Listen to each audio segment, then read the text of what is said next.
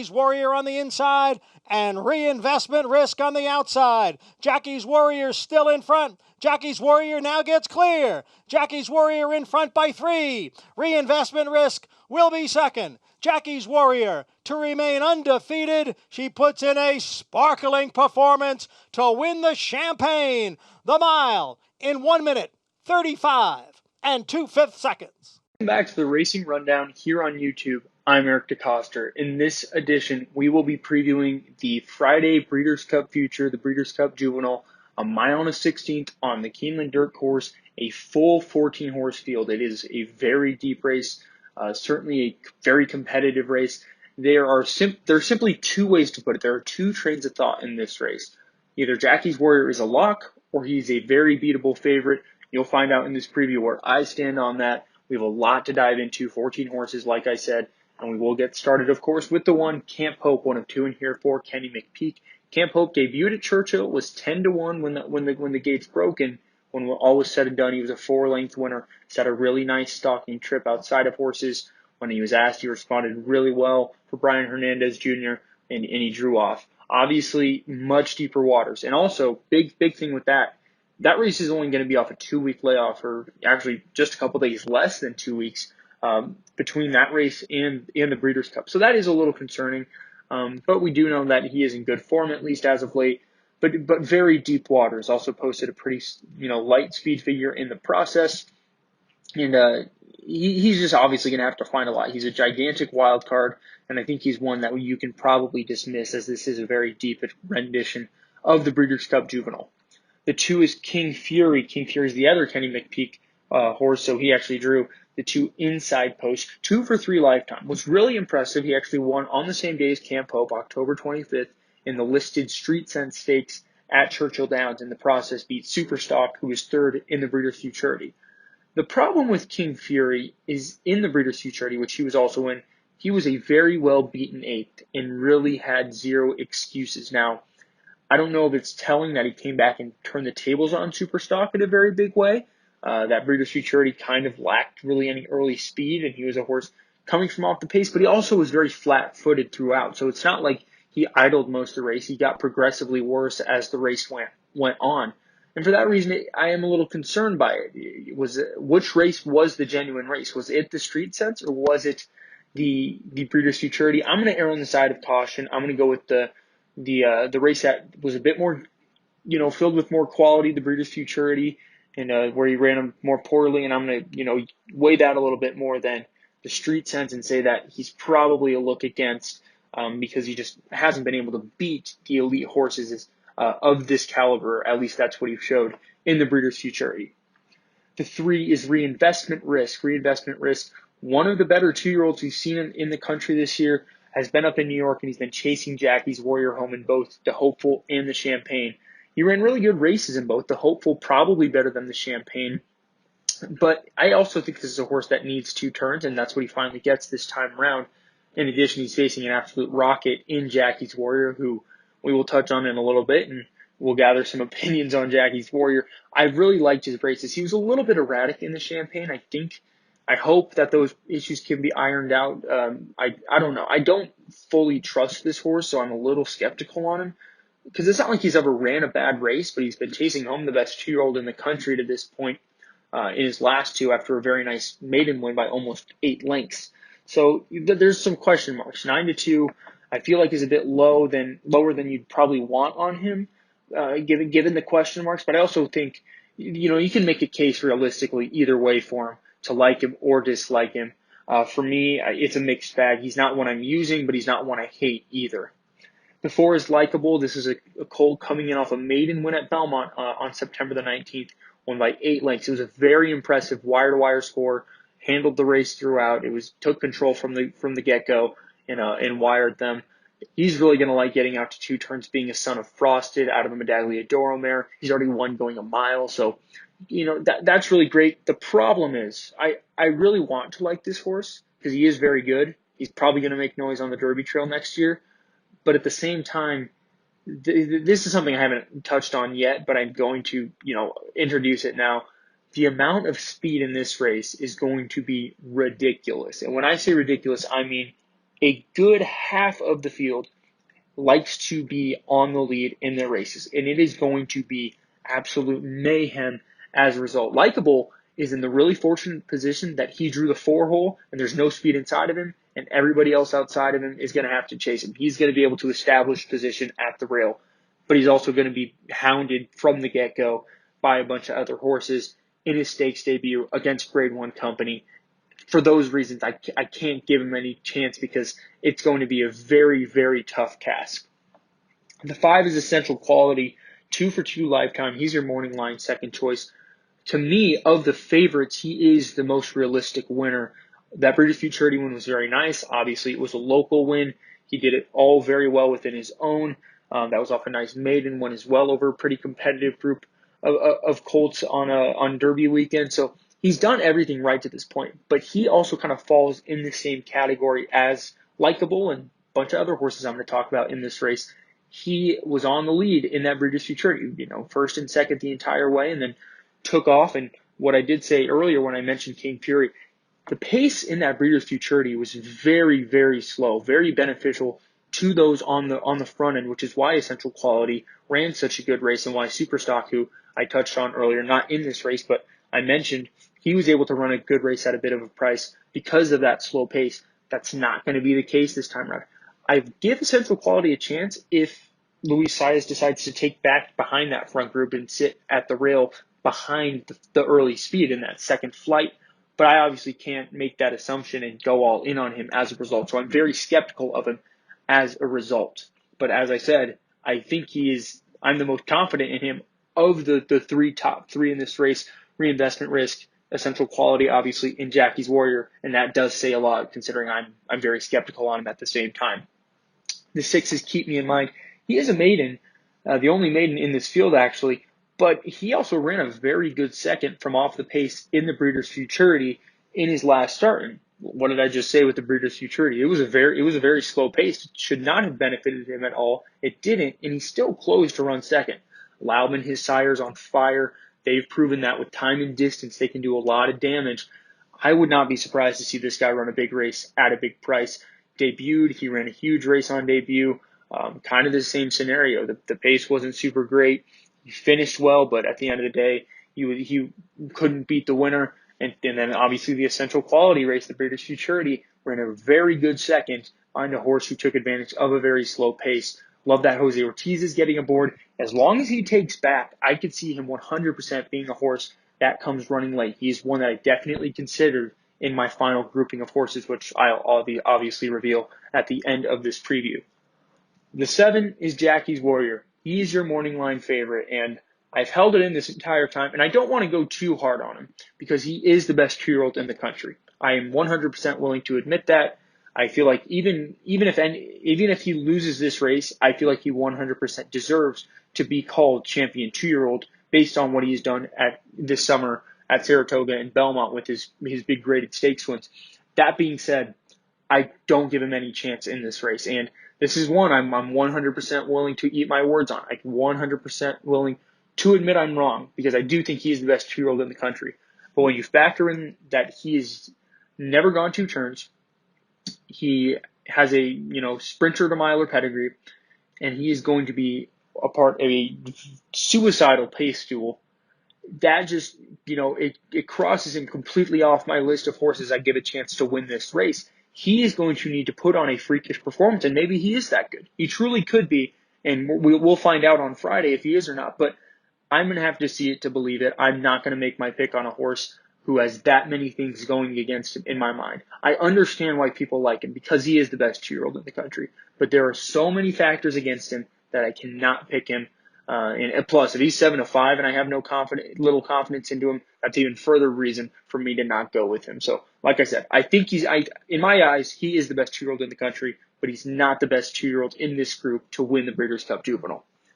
The 8 is Classier. Bob Baffert decided to throw this guy in. He actually broke his maiden 2 weeks ago as well, October 24th of this year, going 6.5 furlongs at Santa Anita. Wire-to-wire win. It was very nice. Very professional on debut to do what he did against a decent field of maidens. But now he takes that big step up, and he's another one who's going to try and be up with that speed, and it's really the only way he'll have a chance. He kind of falls in the same boat as Camp Hope and Likeable. To me, he's kind of a mix of the two. He probably has more of a talent like Likeable, but he has kind of the more recency of Camp Hope, and I don't give him much of a chance at all because he's going to want to be on the lead and battling it out. And unless Bob Baffert has figured this horse out and taught him how to rate in 2 weeks' time, and he can sit behind a couple of graded stakes winners and be in front of a couple more graded stakes winners and still run a great race, I'd love to see it happen. That'd be very, very mind-boggling if he was able to pull it off. I just realistically don't see it happening. I think if this was really anybody else, if this horse was trained by anybody else than Bob Baffert, this would be a very big long shot. But obviously, when you have a Bob Baffert's name attached to you, your price is going to be dropping very, very low come post time. The 9 is Sitting on Go, 2 for 2 lifetime. Very impressive winner from well off the pace in the Iroquois in his last start at Churchill Downs. This is a horse who, if you know me, you know I'm very partial to him. I've been a big fan of this guy from the get-go, and he's done everything right to this point. And now we come into a race where he is a closer in a race that I've, hammered home is filled with speed, and I love that setup for him. I think it's going to be a beautiful setup for him in this race. He's going to love getting out to the 2 turns. As much as I like him, personally, the race all makes so much sense for him. I think he's going to be able to sit a really nice trip well back off the pace. He'll let it implode and circle wide and come running late. Plus, he's working great. His speed figures are light, but this horse I've had plenty of opportunities to rant about what I've noticed in his speed figures, so I'm not even going to get into it. But the point is, it's not something I'm worried about with Sitting on Go. The 10 is Dreamer's Disease. Interesting horse. He's ran 2 really bad races and 2 really good races. Debut, well beaten. Got on the grass, broke his maiden. Went to Kentucky Downs, well beaten there on the grass. And then hopped back on the dirt where he won a 1 mile allowance over this Keeneland surface. Problem with him for me, he went wire to wire. So he's another one that's going to throw himself up there on the early lead. And he went very slow. Race set up beautifully for him. Even if you look at the past performances, you look at the running line comments, loose lead. And obviously we know that's not going to be the case this upcoming weekend. One thing I do really like, though, won that race by 4 lengths. The horse that was second, Ultimate Badger, did come back to win a pretty salty allowance 2 weekends ago at Churchill Downs, that same card that Camp Hope and King Fury were winning on. So really strong form from the race, but does the race set up well for him? No. So for that reason, I do have to look against him. The 11 is Next. Next was a very impressive winner of an off-the-turf race in his last start at Keeneland. Going a mile and 16th on the dirt, so same, surface and distance that he's going to be encountering here. That was his dirt debut, and it was a very nice win. He did it so well by 11 3/4. The knocks on him for me are the slow time and the fact that when you have a race taken off the turf, you're not facing, elite dirt horses. There's a reason they were trying to run on the grass while they were entered there. He did not beat a very strong group. And of course, what have I mentioned with a bunch of other horses in here?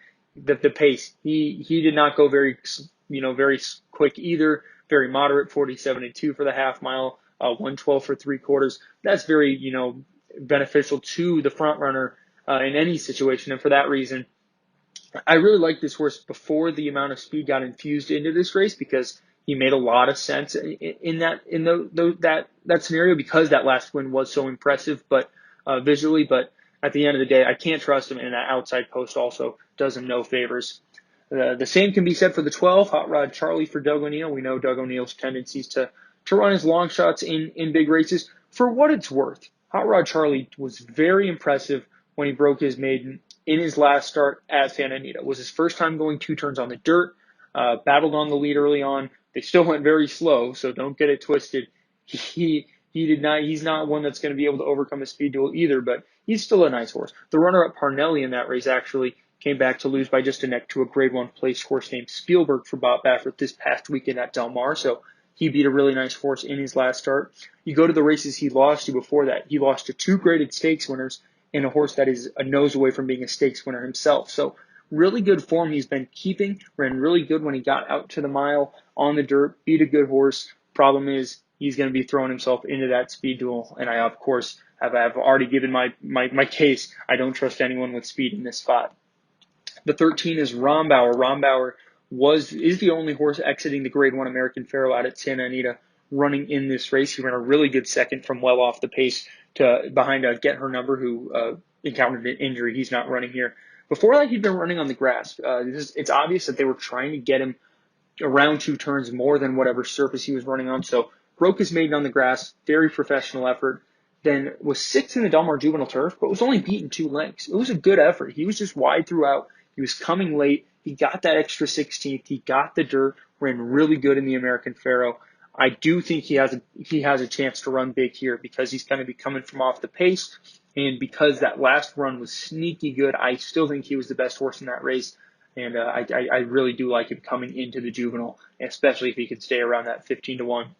And the 14 is Calibrate for Steve Asmussen, a bit of a surprise entrant. He broke his maiden super nicely at Saratoga this summer, went wire to wire, won by 4.5. It was a very nice win. Problem is, he went to Keeneland for the Breeders' Futurity, super well bet there. I believe he was the second choice when the gates opened, and he had no early speed. Ricardo Santana got after him. He tried to hustle him up. He did not want any part of it, and as a result, he was pretty lazy throughout the race. He was 6th, beaten 13 lengths. I wanted to make a case for him because that maiden win was too good for that last run to make sense to me. How was he able to run that poorly when pedigree-wise and physically he should have improved with the 2 turns, but I just couldn't find it. I watched the race over and over, dialed in on Calibrate, and just could not find the excuse I needed. So for that reason, he is a look against. Plus, he drew 14, and that's for a horse that is no. You have to try and make a solid case for it to prove to me he can actually win. The outside post does him absolutely no favors. Pace scenario, we've hammered it home already. Likeable, Jackie's Warrior, Classier, Dreamer's Disease, Next, Hot Rod Charlie, Essential Quality. They all were first or second in their last race, and they really like showing early speed.